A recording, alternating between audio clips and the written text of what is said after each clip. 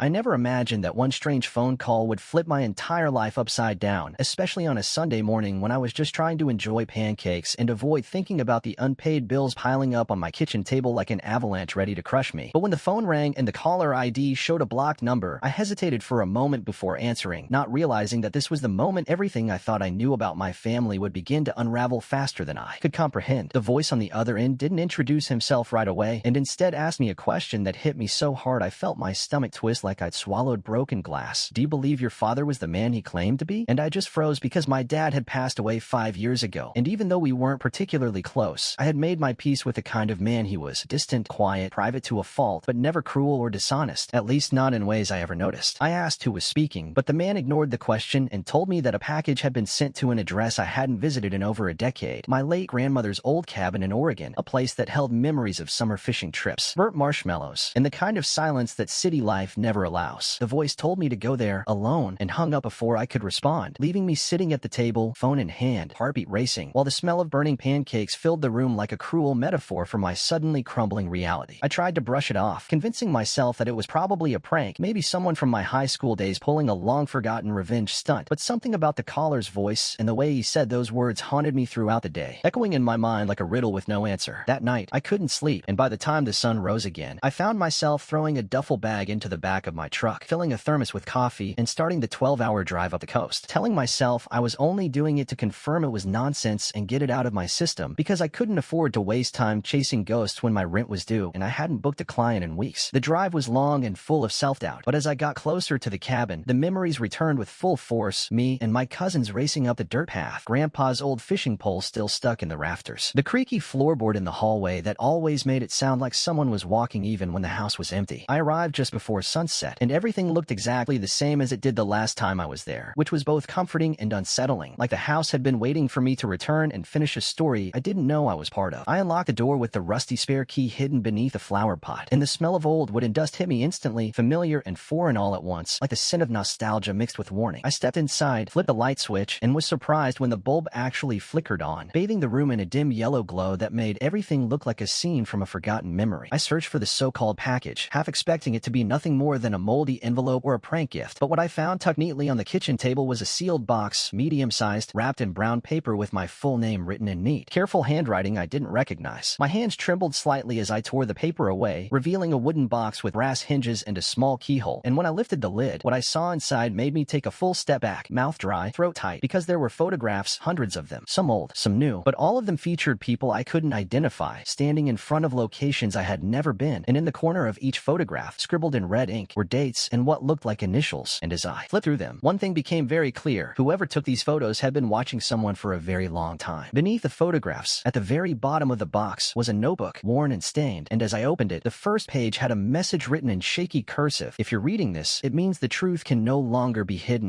Your father wasn't who you think he was." For a long moment, I just stared at that sentence as if willing it to change into something less cryptic, less threatening, something that didn't feel like a hand reaching out from the grave to drag me into a past I never agreed to explore. And though every part of me wanted to close the notebook, leave the cabin, and pretend this was all just some elaborate prank, I found my fingers flipping to the next page almost on their own, driven by a force I couldn't explain and a curiosity that was already too strong to resist. The handwriting continued, and whoever wrote this had clearly been in distress because the letters were uneven. The ink smudged in places like tears had fallen on the page, and it began detailing things that made absolutely no sense at first. Locations marked with strange coordinates, names of people I'd never heard of, and references to surveillance, movements tracked, and warnings ignored, as though my father had been part of something far more dangerous than the quiet life of a retired mechanic he had shown to the world. There was an entire paragraph about someone referred to only as R, who had apparently gone missing under circumstances that involved a burned-out motel in Nevada and a black van with government plates that was seen circling the area for days before and after the disappearance. And though it sounded like something straight out of a bad spy novel, the detail and urgency in the writing made it feel anything but fictional. I kept reading, page after page, each one building a narrative that suggested my father had spent the last 10 years of his life running from something or someone, and that the cabin I was standing in was more than just a family relic. It had been his last safe house, a place he believed no one would think to look, not even me. The notebook ended abruptly, with a final warning scribbled in large capital letters: "If they find this place, destroy everything, trust in no one, not even the ones who share your blood." And I felt a chill crawl up my spine like icy fingers tracing the back of my neck, because I didn't know who they were or why my father was so afraid, but something about the intensity of the message made me believe he had every reason to be be terrified. I sat there for what must have been an hour, rereading the final pages over and over, trying to make sense of the timeline and piece together clues, but the more I tried to understand, the more questions piled up until my head felt like it was full of smoke. And that's when I noticed something strange about the floor under the table. It looked slightly uneven, like a board had been lifted and put back down hastily, and my instincts told me to check it even though part of me was screaming to leave it alone. I grabbed a screwdriver from the old kitchen drawer, pried up the board, and found a hidden compartment beneath the floorboards, inside which was a metallic case, locked with a code I didn't know but somehow felt I could guess. And after trying my father's birth year, then mine, I finally tried the day my mother had passed away, and the case clicked open like it had just been waiting for me to solve the riddle. Inside were more documents, this time clearly labeled as classified, although how my father got a hold of government-sealed files was beyond anything I could imagine, and each one contained information about surveillance programs, unidentified persons, and strange activity around military installations that had been redacted so heavily it looked like someone had taken a black marker to the soul of the story. There was also a photo ID with my father's face, but a different name, William R. Easton, and I had never seen that name before in my life, and suddenly I wasn't even sure if the man I buried 5 years ago had ever truly existed the way I thought he did. And that realization hit me like a freight train with no brakes, demolishing everything I thought I understood about my childhood, my family, and even myself. I spent the rest of the night locked in that cabin with a loaded flashlight in one hand and my phone in the other, constantly checking the windows, half expecting black SUVs to pull up and erase me like a loose end in a dangerous operation I never asked to be part of. But the night passed quietly, except for the occasional creak of wood and the distant cry of a coyote, which under normal circumstances wouldn't have bothered me, but now felt like a coded warning in the dark. When morning came, I loaded everything into my truck, unsure of what to do next, but convinced that I needed answers, and the only person who might have them was a name scribbled repeatedly in the margins of the notebook, Mason C. Heller. And while I had no idea who Mason was, the address listed next to his name was in Flagstaff, Arizona, and if my gut was right, he was either the key to unlocking the mystery or the next person who would try to silence me for knowing too much. The drive to Flagstaff took almost 15 hours with just a few short stops for gas and caffeine, and even though my eyes were heavy and my body begged me to pull over and sleep, the idea that someone out there might be watching me made rest feel like a luxury I couldn't afford. So I kept going, mile after mile, watching the road blur into a hypnotic ribbon of asphalt and paranoia, haunted by every headlight in my rearview mirror and every unfamiliar car that seemed to follow for just a bit too long. I rehearsed 100 different ways I could approach this Mason C. Heller, wondering if he was some kind of ex-agent, a recluse, or maybe just another pawn in whatever twisted game my father had left behind for me to stumble into. And every version of the conversation I played out in my mind ended the same way, with more questions than answers and a growing sense that I was diving deeper into a pool without knowing how far down the bottom was. I finally reached the address from the notebook just as the sun dipped below the horizon, painting the sky in shades of blood orange and purple, and what stood before me was not the bunker or surveillance post I had imagined, but a perfectly normal-looking two-story home in a quiet residential neighborhood where kids' bikes littered the sidewalks and sprinklers ticked in the background like lazy metronomes. I sat in my truck for several minutes, staring at the house, trying to convince myself to knock on the door and risk whatever lay on the other side, but when I finally did, it wasn't a man who answered. It was a woman, probably in her 60s, with gray hair tied in a loose braid and eyes that instantly narrowed when she saw me standing there, like she was expecting trouble and had no intention of pretending otherwise. I asked if Mason was home, and her expression shifted slightly before she stepped outside and pulled the door shut behind her, lowering her voice to a whisper as she asked who sent me and how I found this address. And I could tell right then that she knew more than she wanted to admit. I told her my name, that I was the son of a man named Thomas Reeves, or possibly William R. Easton, and as soon as I said that second name, her eyes widened just enough to confirm everything I feared. She knew my father, not the man he pretended to be, but the version of him that existed in secret, and whatever history they shared had left its mark like a scar that never quite faded. She told me that Mason was her late husband, that he'd passed away a few years ago under what the doctors called unexplained cardiac failure, but what she believed to be something much more deliberate, especially after their home office was broken into just 2 nights before his death and nothing was stolen except a hard drive labeled Dove Protocol, a term I had never heard before but which sent a shiver through her voice as she said it. She didn't want to hawk it first, told me it was too dangerous, that I should burn whatever I found and forget about the past before it swallowed me whole. But when I showed her the photo ID from the metal case and the notebook with Mason's name scribbled across the pages, something in her resolve cracked, and she reluctantly invited me inside under the condition that I tell no one I had ever come here, not even people I trusted, not even family. The inside of the house was quiet and smelled like chamomile tea and old leather, and in the back room she pulled a box from the closet, dusty and taped shut, explaining that Mason had asked her to destroy it if anything ever happened to him, but she never could bring herself to do it, and maybe, deep down, she always knew someone like me would come looking one day. Inside the box were files, real ones this time, not redacted, not photocopies, but originals stamped with dates, photos, locations, and what appeared appeared to be transcripts of intercepted communications between several individuals using aliases like Northwind, Echo, and Lantern, all of whom seemed to be tied to something called the Dove Protocol, which based on the language used was not a defensive program, but something proactive, something designed to infiltrate and neutralize threats before they became headlines. She didn't know all the details, but Mason had told her enough to make her paranoid for years, warning her that certain names were never to be spoken aloud and certain questions were never to be asked, especially not in public or over the phone. And that included my father, who she confirmed had once been part of the same circle before breaking off contact and disappearing completely, leaving behind what Mason once called a mess that no one would want to clean up. I asked if she knew where I could find anyone else who might have worked with Mason or my father, and after a long silence, she gave me one name, Carl Dempsey, and an address written on a torn envelope, this time in San Diego, with a final warning. If Carl answers the door, don't go inside unless he invites you twice, which sounded strange and almost superstitious, but by now I had learned not to question the rules of a world I never knew existed until 48 hours ago. I didn't sleep that night, not just because I was afraid someone might already know I had the files and the name of Carl Dempsey, but because my mind couldn't stop racing through everything I'd seen and heard in the past 2 days, like a film reel spinning too fast to focus, and every time I closed my eyes I saw that phrase again. Trust no one, not even the ones who share your blood, echoing like a siren through the fog of everything I thought was real. I left before sunrise, not wanting to bring any more danger to Mason's widow, and I didn't even turn on the radio as I made my way down towards San Diego, because silence felt safer now, like anything I said or listened to might be traced, recorded, or worse, misunderstood by someone who had already decided I was a threat. By the time I reached the street listed on the envelope, my nerves were shot and my hands were trembling on the steering wheel like I'd been through a war I hadn't trained for. And when I saw the house, small, weathered, surrounded by untrimmed hedges and a rusted gate, I knew immediately this was a place where someone went to disappear, not to be found. I sat in the car for over 20 minutes before working up the courage to walk up to the front door, my heartbeat pounding so loudly in my ears it nearly drowned out the sound of the wind chimes dancing gently above the porch. And when I finally knocked, there was no answer, just the creak of old wood and the feeling that I was being watched, though the street was quiet and not a single curtain shifted. I was about to knock again when the door opened just a few inches, revealing a pale man in his 70s with wild white hair, deep-set eyes, and a cigarette burning between his fingers like he'd been expecting bad news but didn't care enough to stop it. And when I asked if he was Carl Dempsey, he didn't answer, didn't nod, didn't blink, just stared at me like I was either a hallucination or a test he wasn't sure he wanted to take. I told him my name and that I was the son of William R. Easton, and his eyes changed instantly, narrowed with recognition and something else I couldn't place. Fear, maybe, or regret. But he didn't open the door any wider until I added, Mason's widow said you might know what's going on. And that was when he stepped back and said, come in, twice, if you're sure. Which made my skin crawl because it matched exactly what she told me he would say. Inside, the house smelled like burnt coffee and gun oil, and every inch of wall space was covered in shelves packed with books, maps, radios, and old monitors that flickered with static, as if the place hadn't been cleaned or touched by daylight in over a decade. And Carl walked with a limp, slowly, carefully, leading me to a cluttered room filled with more filing cabinets than I thought possible for a man who claimed to live alone. He didn't waste time with pleasantries and didn't ask me why I was there, because clearly he already knew. And when he finally spoke, his voice was low, hoarse, and filled with a kind of weight that only comes from carrying too many secrets for too many years. He told me that my father had once been part of something called the Dove Protocol, a rogue intelligence initiative that operated in parallel with the government but without official oversight, designed to neutralize threats deemed too subtle or complex for traditional agencies, and often using methods that would never stand up to public scrutiny or legal defense. He said my father was one of the best operatives they ever had, methodical, precise, and cold enough to get the job done without questions, until something happened, something big, that changed him, made him walk away, disappear, and burn every bridge behind him, which is why so many of the people connected to the program had either vanished or ended up dead, because in a system without rules, quitting wasn't an option anyone was allowed to take. Carl said that Mason had tried to protect my father after he walked away, helped him fake his records, bury his identity, and relocate him under a new name with a clean backstory and a dead-end job to keep him hidden. But something must have gone wrong, because they lost contact shortly after and never heard from him again until now. Until me. I asked what kind of threats they were neutralizing, and Carl laughed bitterly, like the question was either naive or too dangerous to answer truthfully. But after a moment of silence, he said the protocol had started by targeting foreign operatives embedded in domestic industries, energy, communications, even food supply, but eventually the list expanded to include internal actors, people within the country who were considered ideologically unstable, politically inconvenient, or simply unpredictable. And that was when the program lost control of itself and became a machine that couldn't be stopped, only steered. I sat in silence, trying to absorb the idea that my father had once been part of something that shadowed the very idea of freedom, and the weight of knowing that he might have run because he couldn't live with it anymore made my stomach churn. But before I could ask more, Carl stood up suddenly and turned off the radio in the corner, whispering that he'd been picking up strange frequencies all week, unusual tones, repeating signals, clicks that didn't belong on any known band, and that usually meant someone was about to disappear. He handed me a small envelope with nothing on it but my father's initials and told me not to open it until I reached a place with no signal, no cameras, and no metal within 30 feet, which sounded absurd until he reminded me that the only reason I was alive was because I didn't yet know the whole truth. I didn't open the envelope right away, not because I wasn't dying to know what was inside, but because after everything Carl had said and everything I'd seen in the past few days, I realized that rushing into anything without thinking it through was exactly the kind of mistake that could get me buried somewhere no one would ever find me. And the fact that he specifically warned me not to open it near cameras or electronics made me paranoid in ways I had never experienced before, like suddenly realizing that every phone, every traffic light, and every smart fridge could be a window someone else was looking through. I left Carl's house before sunset, thanking him with a handshake that felt strangely like a goodbye, and he didn't say anything else except to remind me not to trust anyone, not even people who claimed they were on my side. Because if the Dove Protocol was still alive in any form, then the moment I touched that envelope, I became a target just like my father had been. I drove for 3 hours without stopping, taking random exits, switching highways, making sure no one was following me, and eventually I found a stretch of desert off a state road in Arizona where there was nothing but sand, rock, and cactus for miles. And I parked at a rest stop that looked abandoned and walked until I was sure I couldn't even hear the hum of power lines anymore. Just the wind against the dry dirt and the occasional rustle of something small moving through the brush. I sat down on a rock, took a deep breath, and opened the envelope, expecting maybe a letter or a set of instructions. But what I found inside made my hands go cold and my heart drop into my stomach like a stone. The envelope contained a small key, an address written on a business card, and a photo of me as a child sitting on my father's shoulders, taken from a distance with what looked like a surveillance lens, the kind of photo that shouldn't exist because my family had never owned a camera with that kind of range. And even more unsettling was the fact that the handwriting on the business card wasn't my father's, it was mine. I stared at it for several minutes, trying to convince myself that I was wrong, that the handwriting just looked similar, but deep down I knew with absolute certainty that it was mine, down to the strange way I always looped the letter S, and the inconsistent spacing between letters, and the realization that I had somehow written a message to myself from a time and place I didn't remember sent a wave of nausea through my entire body, because either someone was playing a game that I didn't understand, or something far stranger was happening than I was prepared to deal with. The address on the card was in a small town in New Mexico called Carrillo Springs, a place I had never been to and had no connection to whatsoever, and the key was labeled with a number, 48B, which sounded like a storage unit or a mailbox or maybe something worse. And as I made my way back to the truck, I kept checking the horizon like I expected someone to appear out of the dust and demand the key back at gunpoint. That night I didn't sleep, I just drove, fueled by energy I didn't have and questions I couldn't let go of.